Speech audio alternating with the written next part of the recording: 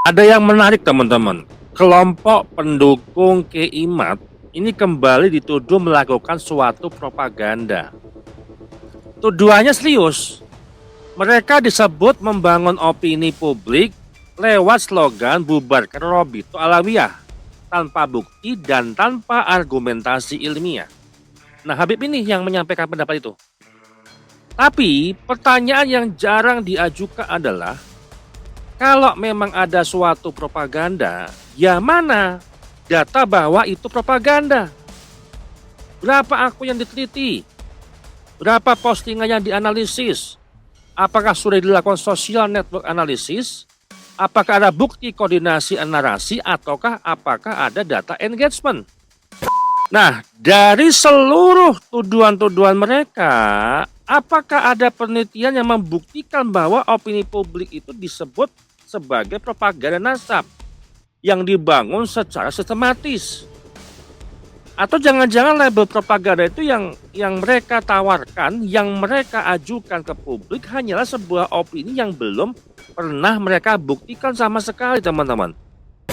Karena dalam dunia akademik, propaganda ini bukan dibuktikan dengan perasaan, ya. Tapi propaganda itu harus dibuktikan dengan data. Nah, ini Mas Habib harus memberikan sebuah data secara statistik, baik di sosial media, kalau itu narasinya berupa sebar informasi di sosial media secara elektronik, ya harus dibuktikan dengan social network analysis. Jangan hanya bernarasi tok. Nih, saya ajarin caranya.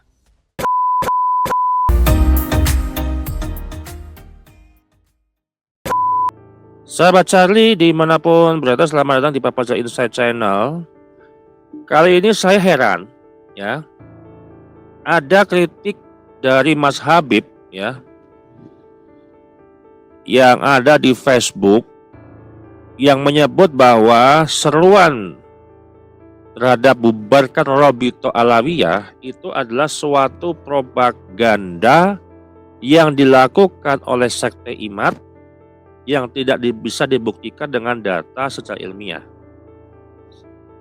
Judulnya keren sebenarnya. Saya tidak membahas terkait personalnya Mas Habib ini, tapi saya ingin membahas narasi ataupun tulisan yang disampaikan Mas Habib bahwa sekte Keimat ini menyebarkan sebuah informasi di media sosial terkait serukan Robito Alawiyah dibubarkan saja. Nah, ketika ada pertanyaan yang disampaikan bahwa itu adalah framing supaya membentuk sebuah opini, ya, supaya diulang-ulang dan publik percaya. Dan ketika ada sebuah perbedaan, maka disebut dengan agitasi. Nah, cuma di sini ada yang aneh, teman-teman. Mereka rajin memberi label apapun, ya, propaganda ataupun semacam provokasi, memecah belah umat, tapi nggak pernah satupun mereka menunjukkan data. Nggak ada jumlah akun yang secara terkoordinasi menyebarkan suatu propaganda bahwa bubarkan saja Robito Alawiyah atau Robito Alawiyah dibubarkan, ataupun mungkin tagar-tagar yang spesifik yang menyebut Robito Alawiyah. Tidak ada jumlah postingan, tidak ada analisis buzzer ataupun booth yang terkoordinasi di dalam usaha propaganda itu. Nggak ada analisis secara terukur, ya. Tidak ada pengukuran secara engagement. Tidak ada penelitian media sosial yang dipublikasikan dengan metodologi dan data. Nggak ada apa-apa, hanya tuduhan saja. Padahal kalau kita bicara ilmu komunikasi, kenapa saya katakan ilmu komunikasi? Karena relevan dengan apa yang selama ini mereka narasikan di sosial media. Nah, di dalam ilmu komunikasi, propaganda apapun itu bentuknya, ini harus dibuktikan. Bukan diteriakkan, bukan dituliskan di dalam artikel atau narasi, bukan hanya omong-omong saja, ya. Karena ketika setiap kritik dilabeli propaganda tanpa sebuah data, teman-teman, Maka yang sedang kita lihat hari ini fenomenanya adalah bukan pembelaan ilmiah, gitu kan, melainkan perang label untuk menghindari substansi supaya mereka lari dari substansi. Misalkan orang lagi membahas Rabitul Alawiyah, sudah ketahuan palsu nasabnya, mereka masih melakukan pembohongan publik mengatasnamakan cucu Nabi. Kan itu substansinya. Supaya tidak menyentuh ke situ, maka mereka melabeli kita, melabeli yang mendukung keimat itu sebagai propaganda narasi. Nah, Mas Habib, saya akan ajarin 10 cara supaya Anda bisa membuktikan bahwa narasi propaganda tanda kutip bubar Rabitul Alawiyah itu berasal dari kalangan protesis keimat yang secara masif menyebarkan di sosial media. Nih, saya kasih tahu caranya ya. Yang pertama, ya. Yang pertama, secara analisis, ya, saya akan membahas dulu apakah propaganda itu muncul tanpa sebuah argumen sebelum saya masuk ke dalam 10 cara gitu ya. Nah, narasi Mas Habib ini, slogan bubarkan Rabitul Alawiyah hanya framing katanya. Nah, saya balik. Apakah sebelum slogan itu muncul memang tidak ada kritik? Ada nggak kritik? Ada nggak kritik yang tidak pernah menyebut terkait Rabitul Alawiyah? Ya. Karena secara kronologi ada diskusi nasab yang menyebut Rabitul Alawiyah, ada debat publik yang juga menyebut Rabitul Alawiyah. Ada buku, ada kajian, ada seminar, ada podcast, ada artikel, ada permintaan klarifikasi kepada Rabitul Alawiyah. Artinya pernah menyebut Rabitul Alawiyah. Pertanyaannya, kalau selama bertahun-tahun, selama 4 tahun sudah ada kritik terhadap Rabitul Alawiyah, apakah slogan tersebut bisa muncul langsung, ya, atau lahir dari sebuah ruang hampa yang kosong yang disebut lahir tanpa sebuah argumentasi? Karena yang dipermasalahkan publik ini adalah terkait nasab yang dicatat oleh Rabitul Alawiyah. Nah, jadi kalau misalkan slogan propaganda itu disampaikan, framing, ya, ini adalah sebuah hal yang memang tidak ada bisa dibuktikan. Slogan itu muncul, ya, memang sudah ada kritik sebelum mereka menyampaikan itu disebut propaganda. Nah, satu saya akan sampaikan yang pertama, ketika Mas Habib ini bisa membuktikan secara berulang, ya, ada sebuah kelompok sekte imat, katakan seperti itu, yang melakukan propaganda bubar Rabitul Alawiyah secara berulang di media sosial, harus dibuktikan menggunakan indikator digital dan analisis media sosial. Bukan asumsi loh Mas Habib. Jadi antum-antum ini harus memberikan data. Saya pernah membuktikan bahwa benar nggak akun-akun Mbak Alawi ini banyak yang buzzer. Saya pernah buktikan dengan data, dengan jumlah statistik, dengan perhitungan yang memerlukan margin of error, menggunakan data-data publik baik di seluruh platform media sosial. Ada sampelnya, ada datasetnya, ada kerangka berpikirnya, ada metodologinya. Nah, ini yang harus dibuktikan. Nah, yang pertama, ya, Mas Habib itu harus membuktikan jumlah konten yang dianalisis.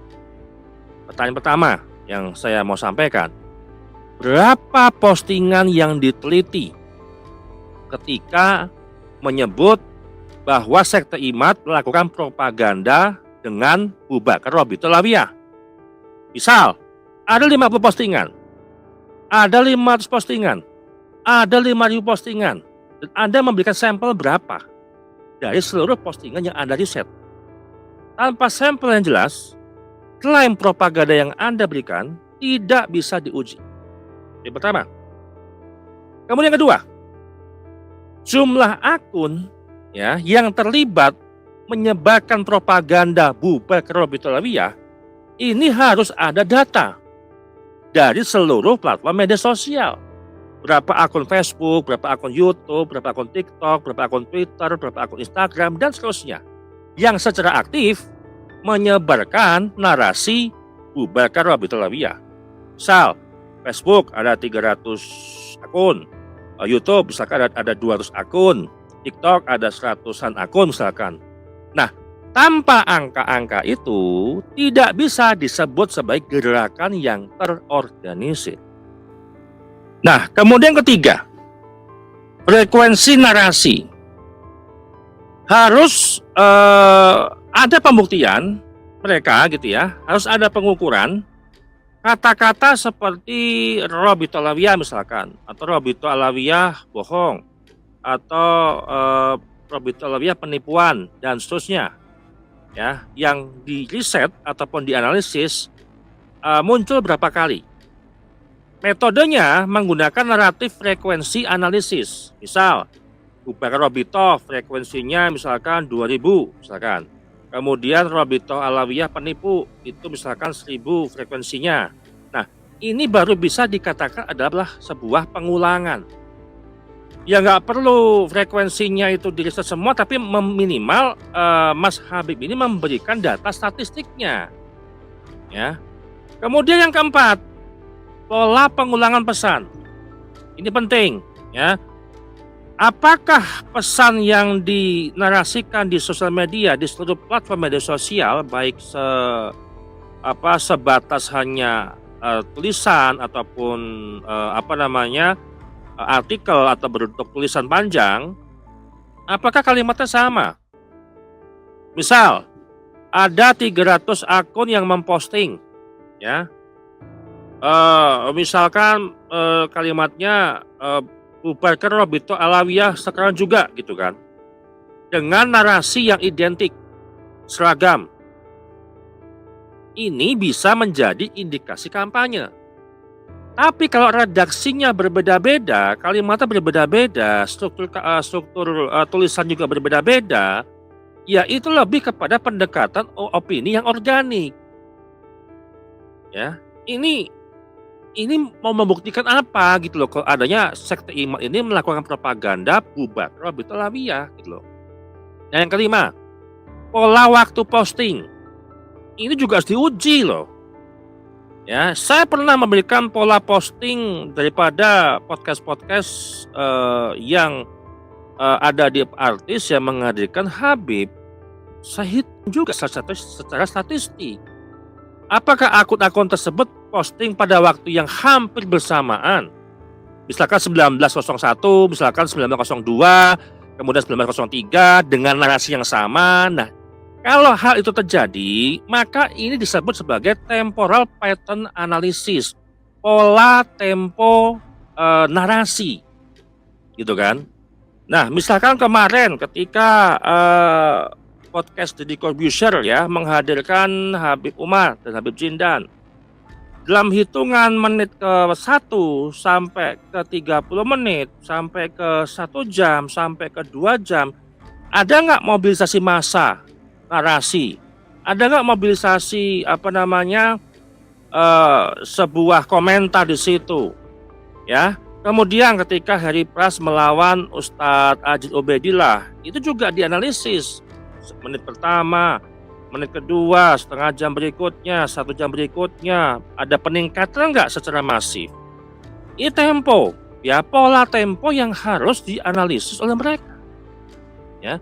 Kemudian keenam, jaringan penyebaran konten. Harus ada siapa akun pertama, harus memberikan sebuah klasifikasi akun akun masternya atau akun inti. Kemudian akun amplifier, ya, akun echo chambernya, ataupun akun-akun yang lainnya, sub-subnya seperti apa, ya. Kemudian siapa saja yang mengamplifikasi.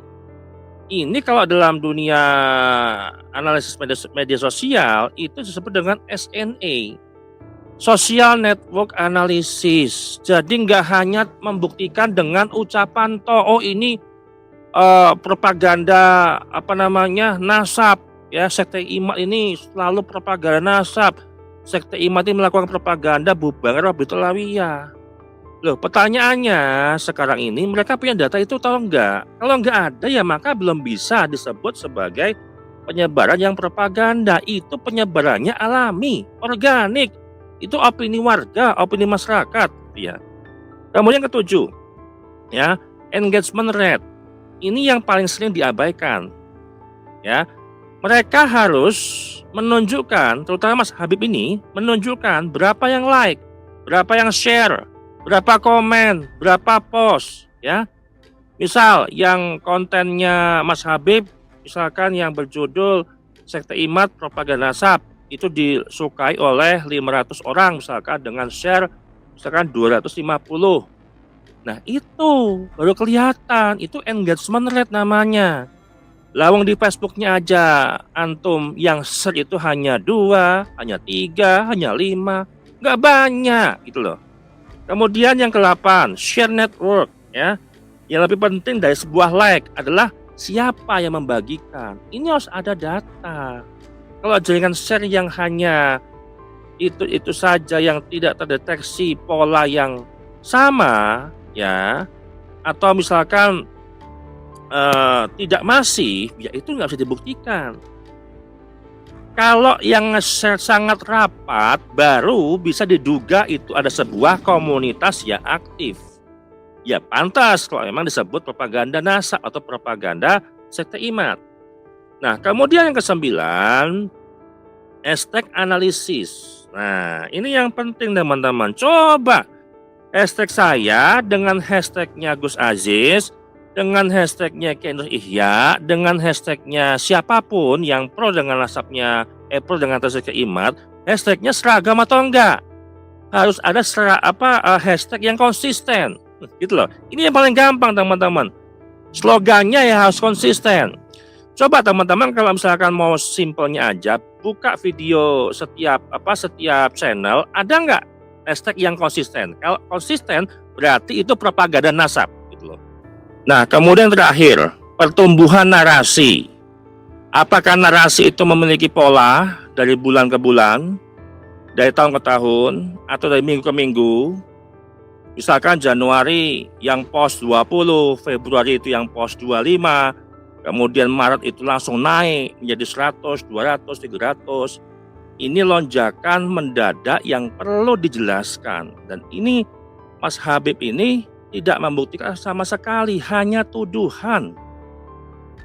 Jadi kesimpulan teman-teman, ketika Mas Habib menyebut propaganda, ya, terkait sekte imat lakukan hasutan propaganda bahwa untuk menarasikan bubar Robitul Alawiyah, ya berapa jumlah postingan yang telah Mas Habib teliti?